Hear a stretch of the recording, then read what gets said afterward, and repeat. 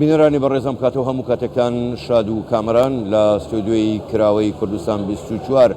لە 16مین پێشەنگای کتێب لەگەڵتانی دیدار و دیدارێکمان هەیە و میوانێکشمان لەگەڵدایە میوانەکەمان زۆر بەڕێز شێخ بگورە شێخ زێدۆ باعەدری تەمام ڕاوێژکار لە پەرلەمانی کوردستان و نووسەر و کەسایەتی ئێزدی جەنابی شێخ زۆر بەخێر بن گەلێک سوپاس بۆ بەشداریکردنتان لەگەڵمان سوپاس بۆیەوە مادام جەنابتان ڕاوێژکاری پەرلەمانی کوردستانن من دەمەوێت لە ئەو دەستێوەردانەی دادگای بە ناو فیدراالیەوە دەست پێ بکەم کە هەم دەستکاری یاسای پەرلەمانی کرد و هەم پێشێلی دەستوری کرد بۆچی ئەم کارەیان ئەنجامدا بە بڕوای تۆ ینی هۆکاری ئەمە چییە کە خۆی نادەستوری و نایاساییە پیشێ دەستخۆشی جەنابێتە بکەین سەرچاوی جەنابێتە خۆ چەسپاندی منبەری کوردستان 24 شاهد هەر کەس وەختی جەنابێتت بینن زانن تشتێکی گرنگ هەیە سێنە سەرخەتێ تشتێدی الڤیجێ پیرۆز ویجێ شارستانی معرەضە کتابە دووەلیل هەولێرە پایتەخت ئەمە نیشانە شارستانیەتە بلندە و کوردستان بەرە پێشتر کوردستانە پهێز یا پێشتر بەرە ئاواکردێ بەرە دەولەت بوونێ ئینشاڵڵا پرسیارەتە گەلێکە جهێ خوددایە و بەحسێ محکمە اتحادی بکەی و پەرلەمانی و انتخاباتە بڕاستی جەماوەرێ کوردستانی بگشتی وەلی هاتی وەختت بێژێت محکمە اتحادی محکمەکە دی تێتە بەرچاوێ مرۆڤی یعنی وەکو چاوانێکی لە ئەم لە وەجهین بێ دومایکێ محکمە اتحادی بناف وەڵخۆ کرد و گەلێک نویسەرێت گرنگ ژێڕات بێژن محکمەت ئەفەوڕە زمانی سەدام بەڵێ طبعا هەر 68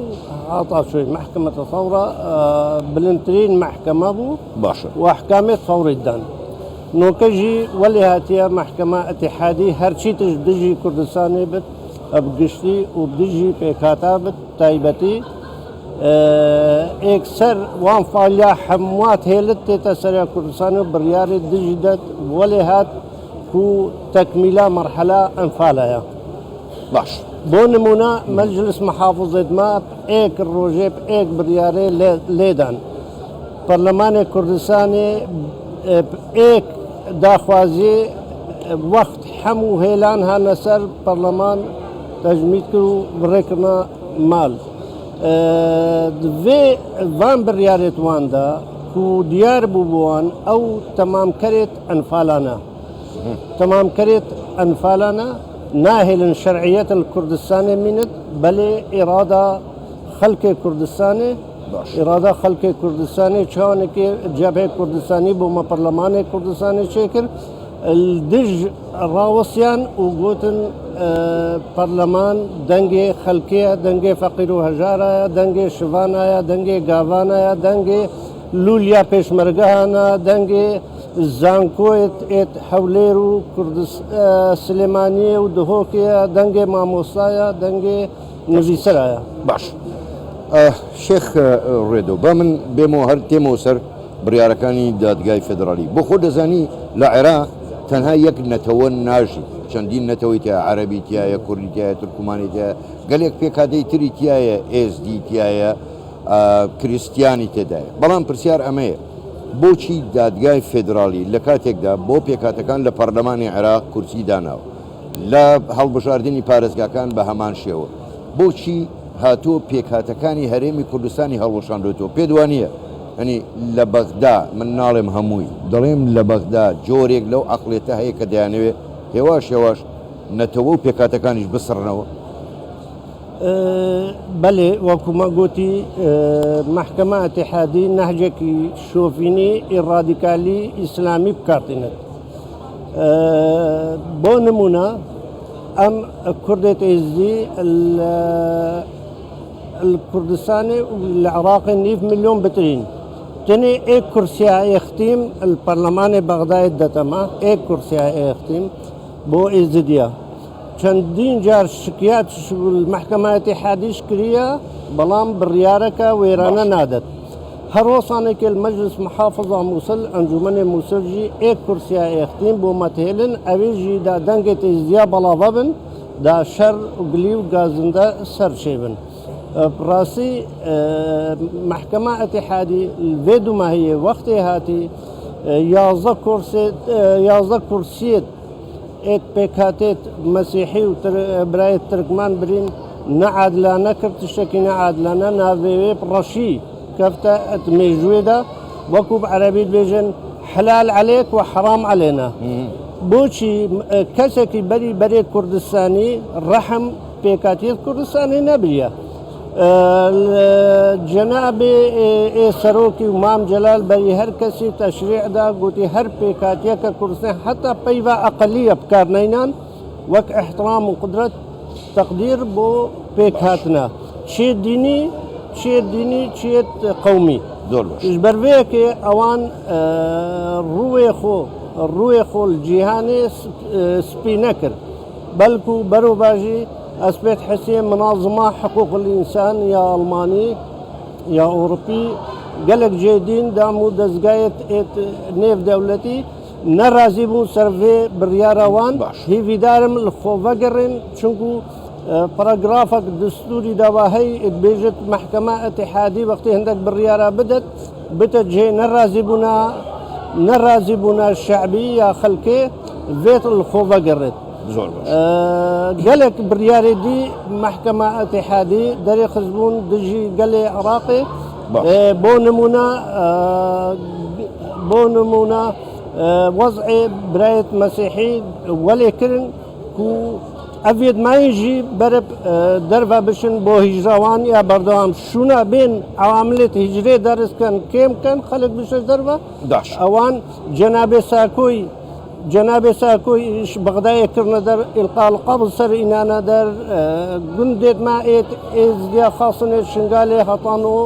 نيف مليون ازدي مهاجر البر قرما هافيني والبر صرمايا زبصاني زور باشا شيخ بريدو من بابي ما سر برسياري چيتر بخود زاني وابر يارا ماني شش هالبجاردني خولي ششمي برلمان بكري بلام بم جور دستي وردانه بم شيوي ك بوي دار رجراوه يعني یاریەکە بە ئاشکرا دیارە و سەرۆک بارزانیش بە ئاشکرا دەڵێت دەبێت هەڵبژاردنێکی ئازاد و شەفاف و دادپەروەرانە بێت پێ دوایە بەبێ پارتی دیموکراتی کوردستان بەبێ پێکاتەکان و هەندێک لایەنی تر هەڵبژاردن ئەنجام دەدرێت ئەگەر ئەنجامیش درا هیچ مستاقیەتێکی دەبێت کەکەی عەزیز لێرە بێت خۆ بەگەڕێت شێستوەیەکەی وەرە شۆڕشا کوردیت گەڕێت هەفتی و شەشێ وەرە شۆڕشا گولانێ شۆڕشا ئێکەتی نیشتمانیت گەڕێت داکو هەولێر پایتەخت بێت هەولێر جێ بڕیارێ بێت نەکو محکەمە ئەتیحادی جێ بڕیارێ بێت مەدوێت سندۆقێت مال هەولێرێ ژێر چاودێریە ئونو یا ئومە متحیدە بێت یا سەحافە عالەمی یا میدیاکارە گیانی هەموویت حازر بن بۆچی 5 ملیۆن 6 ملیۆن خەڵکی کوردستانی هەلبژارتا بکات دەنگێت مە بەنە بەغدایێ هەتانەوە زێدەی ئەنفالە زێدەی قەدەغەکردنێ زێدەی کوشتنێ زێدەی ونداکردنێ زێدەی تەعریبا بەردەوام هەلگەلما بکار ناینایە هیویدارم هەموو حزبێت کوردستانی ئێک هەلوێست هەبێت ئەو حزبێت کوردستانی ئێک دەنگ بێژن هەولێرە جێ بڕیارێ هەولێرە بلانێکێ سندۆقێت ما لێبێنە هەلبژارتن چوتش نێتە چێکردن بەری هینگی لە دەرڤەی وڵاتی دەستێ دەرڤە تێدا نەبێت وەکوە گیانە هەموو انتخاباتت خۆت کرد بلا کوردستانژی بکات ژێر چاودێریە ئومەم المتحیدە ملەتت ئێگرتی زۆر باشە دەست خۆش بە تۆزێک لە سیاست دوورکەوینەوە جەنابەت ئێستا لە پێشەنگای کتێبی و جەنابیشن نووسەری تا چەند دڵت بەم پێشەنگایە خۆشە و بەتەمای چی بکڕی چ جۆرە کتێبێک بکڕی هەرچەنە پرسیارێکی دەست خۆش ئەوە ڕۆژی پێنجەمە من سێر ڕۆژە متەتالیان دێم باشە بەڕاستی ئەم شارستانیەتە ئیشارەتێکی زۆر جوانە بۆ جیهانی متەمەدن هەولێر جێگای شارستانیەتە جێگای ڕۆشنبیریە جێگای سیاسەتە جێگای دیموقراتیەتە هەلبەت من یەکسەر کەی دێم هەر چی شتێک دەربارەی مادەی 140 بێت ئێکسەر دەکڕم بێ بازار. هەر کتێبێک عنوانێک دەربارەی فرمانی شنگال ئەنفالی بارزانیەکان بێت ئێکسەر دەکڕم. ئەوە وەکو اختصاصی خۆم. باشە شتی تریشک مێژووی کورد بۆ من زۆر گرنگە کوردستان. زۆر باشە دەستی خۆش بێ. زۆر بەڕێز شێخ ڕێدۆ باعادری ڕاوێژکار لە پەرلەمانی کوردستان و نووسەر و کەسایەتی ئێزدی گەلێک سوپاس بۆ بەشداری کردتان لەگەڵمان سوپاس بۆیەوە. دەستخۆشیە کوردستان 24 بکەین. ڕاستی کوردستان 24 سەرێ 4 ساڵال سەنگەریت پێشمەرگەی شەڕێ داعش الشنغالي الباشيقي التلسقف الحسن الشامي ملب ملي مذهبو الشجرة فينا في بيروس كردستان 24 هم بيشمرقة هم إيروكا الفي معرضة كتابة يا دولي دس خوشي الإدارة وان كينو دخوازا سركفتني بو حمو ميديا كردي كين خوازين خدمتا آبا كرنا كردستان دا ميديا كردي گشتي. زۆر سپاس دەستی خۆش بێ. بەڵێ بینەرانی بەڕێزم دیدارەشمان لە ستۆدیۆی کراوەی کوردستان 24 لە 16 پێشەنگای کتێب دەردا کۆتایی دێت کاتێکی خۆش.